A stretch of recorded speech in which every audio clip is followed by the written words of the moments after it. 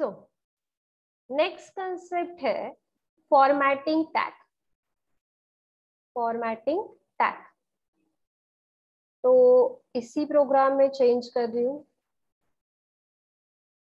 Okay, सो formatting tag मतलब ऐसे tag जिसमें टेक्स्ट के ऊपर फॉर्मेटिंग किया जाता है, ठीक है, जिसका क्लोजिंग नहीं होता है।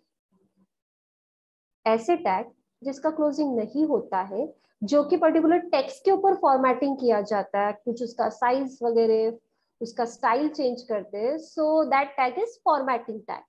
तो फॉर्मेटिंग टैग में मैंने ऑलरेडी आप लोगों को पढ़ाया था, जैसे कि इटैलिक है, बोल्ड है, अंडरलाइन है। तो ये जो भी टैग है वो क्या है, सारे फॉर्मेटिंग टैग है। बट इसके अलावा भी टैग होते हैं, जैसे कि स्ट्रॉन्ग टैग। स्ट्रॉन्ग टैग अब क्लोजिंग नहीं दिया तो भी चलता है। ओके, सो स्ट्रॉन्ग टैग में सपोज मैं लिख रही हूँ यहाँ पे PSK टैग, सेव और रन करते इसको। तो स्ट्रॉन्ग टैग में भी क्या होता है, थोड़ा बोल्ड आता है। जैसे बोल्ड टैग होता है वैसे ही स्ट्रॉन्ग टैग होता है। ओके, मतलब टेक्स्ट के ऊपर क्या हो चुकी है, फॉर्मेटिंग हो चुकी है। फिर उसके बाद होता है मार्क टैग। सो मार्क टैग में मैं यहाँ पे कुछ लिख देती हूँ, नागपुर, सेव, रन। तो यहाँ पे मार्क में क्या होता है कि अगर कोई टेक्स्ट है, मुझे उसको हाईलाइट करवाना है, तो मार्क टैग से क्या होगा, वो जो टेक्स्ट है वो हाईलाइट हो जाएगा। जैसे हम लोग हाईलाइट करवाते हैं किसी टेक्स्ट को, तो वैसे ही मार्क टैग यूज कर सकते हो। बट जैसे मैंने आपको बताया, बाकी सारे टैग को, मतलब बाकी सारे टैग में आपको ब्रेक टैग लगाना जरूरी है, तो यहाँ पे मैं ब्रेक टैग लगा लेती हूँ। सो जो नागपुर है जिसको मैंने हाईलाइट किया है वो नीचे आएगा। ओके, सो ये हो गया मार्क टैग। फिर उसके बाद होता है स्मॉल टैग। देखो ये क्लोजिंग जो है ऑटोमेटिकली आ रहा है, उसको अगर नहीं भी दिया तो भी चलेगा। फिर यहाँ पे स्मॉल में मैं यहाँ पे लिख रही हूँ कंपनी, सेव और रन। तो कंपनी में भी वही आया, बट आप देख सकते हो नागपुर का जो फॉन्ट है वो बड़ा है, कंपनी का कैसा है, छोटा है। तो स्मॉल टैग से क्या होगा, जो फॉन्ट स्टाइल है वो थोड़ा क्या हो जाएगा, छोटा हो जाएगा। फिर उसके बाद सुपरस्क्रिप्ट, सबस्क्रिप्ट, ठीक है। तो सुपरस्क्रिप्ट मतलब कि जो भी टेक्स्ट है वो उसके ऊपर लिख के आएगा। कुछ भी कंटेंट को अगर आप सुपरस्क्रिप्ट में डालोगे तो वो थोड़ा ऊपर लिख के आएगा, जैसे कि A to the power 7 to the power 4, ऐसा कुछ, ठीक है। जैसे मैं यहाँ पे सुप के पहले लिख रही हूँ ए, और उसके बाद यहाँ पे दे रही हूँ 2, तो ये A to the power 2 आएगा। सेव, पहले मुझे ब्रेक टैग लगाना पड़ेगा, ये सारे फॉर्मेटिंग टैग्स होते हैं। सेव, डन, आया, ठीक है। अब सबस्क्रिप्ट मतलब क्या, नीचे में लिख के आता है, जैसे H2O का फॉर्मूला, ठीक है।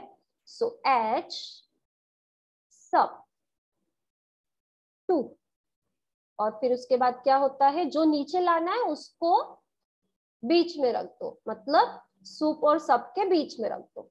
सेव, ये देखिए, ठीक है।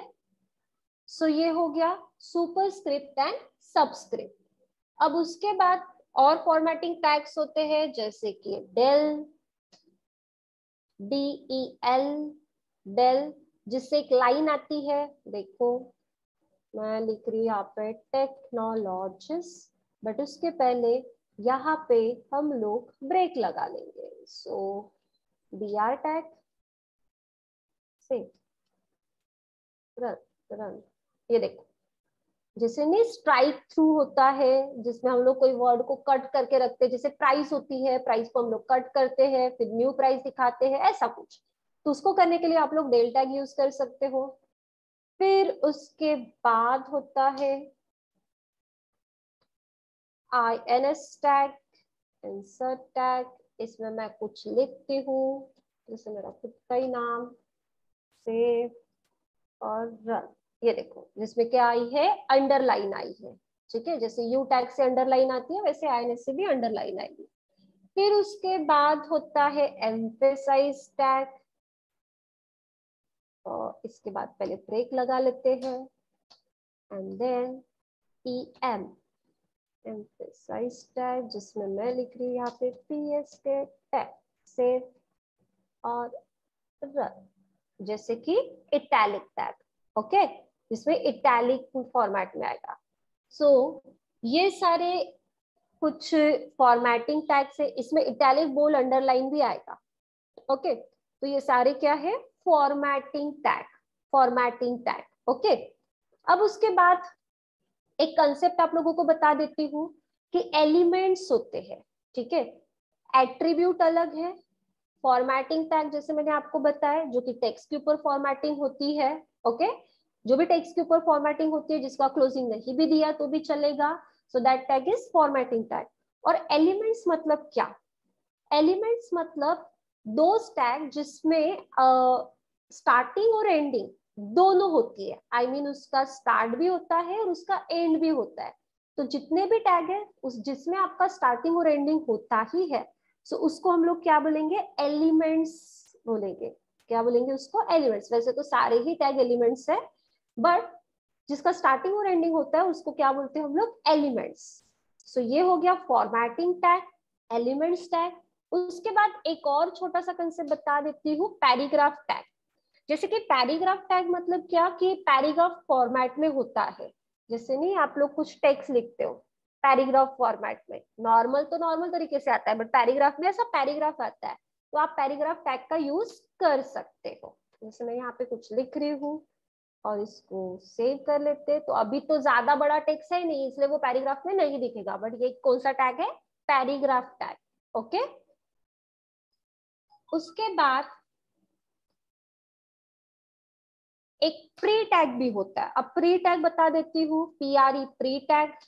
प्री टैग मतलब जैसा आप लिखोगे एज इट इज वो प्रिंट करता है, ठीक है। जैसे प्री टैग को ओपनिंग क्लोजिंग मैंने लिख लिया, ओके। अब इसमें मैं कुछ लिख रही हूँ PSK, यहाँ पे PSK लिख लिया, एंटर करती हूँ, थोड़ा स्पेस देती हूँ, टेक्नोलॉजीज यहाँ पे लिखती हूँ, एंटर, थोड़ा स्पेस, कंपनी,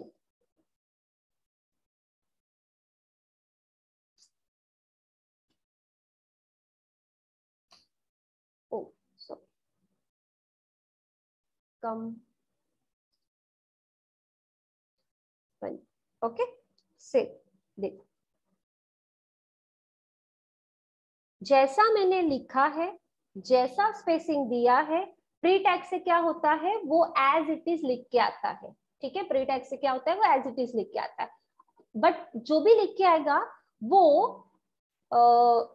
जैसे नोटपैड में टाइपिंग टाइप का लिख के आता है, स्पेसिंग देख के, वैसा ही प्री टैग में लिख के आएगा। क्लियर। तो ये है formatting tag, paragraph tag, elements, pre tag, जो मैंने आप लोगों को बताया।